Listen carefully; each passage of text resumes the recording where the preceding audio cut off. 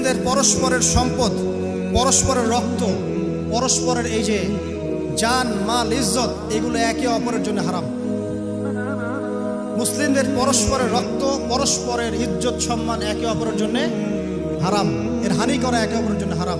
ঠিক যেমন আজকের এই দিন হারাম, এই শহর হারাম, এই মাসও হারাম।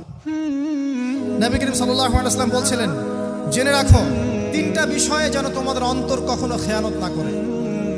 তিনটা বিষয়ে তোমাদের অন্তর যেন কখনো খেয়ানত না করে। এক, তোমরা যে কাজটাই করবা শুধু আল্লাহ পাকের সন্তুষ্টির জন্য করবে। তোমরা যে কাজই করবে শুধু আল্লাহর সন্তুষ্টির জন্য করবে। তোমাদের শাসক বর্গের কল্যাণ কামনা করবে। তোমাদের শাসক বর্গের কল্যাণ কামনা করবে। 3 নাম্বার, মুসলিমদের জামাতকে আঁকড়ে ধরে রাখবে।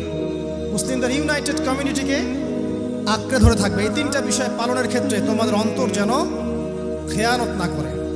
এদিন সূর্য ঢলে যাওয়ার পরে নবী সাল্লাল্লাহু আলাইহি ওয়াসাল্লাম আরো বললেন, শুনে রাখো হে মানব জাতি, এটা ভালো করে শোনেন, শুনে রাখো হে মানব জাতি, নিশ্চয়ই আমি মুহাম্মদ সাল্লাল্লাহু আলাইহি ওয়াসাল্লাম জাহেলি যুগের যত কুপ্রথা আছে সমস্ত কুপ্রথাকে আমার পায়ের তলে পিষ্ট করে গেলাম।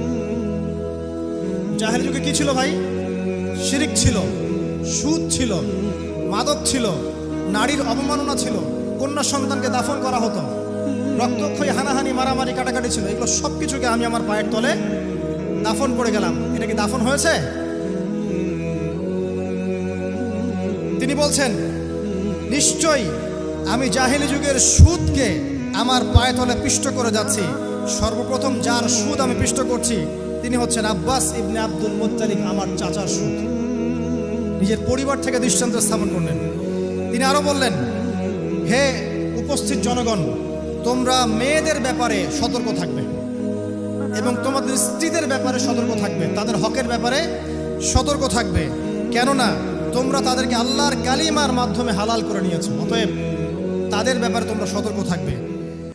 তোমাদের উপর তাদের হক হচ্ছে তোমরা যা খাবে, যা পরবে, তাদেরকেও তাই খাওয়াবে, তাই পরাবে। আর তাদের উপর তোমাদের হক হচ্ছে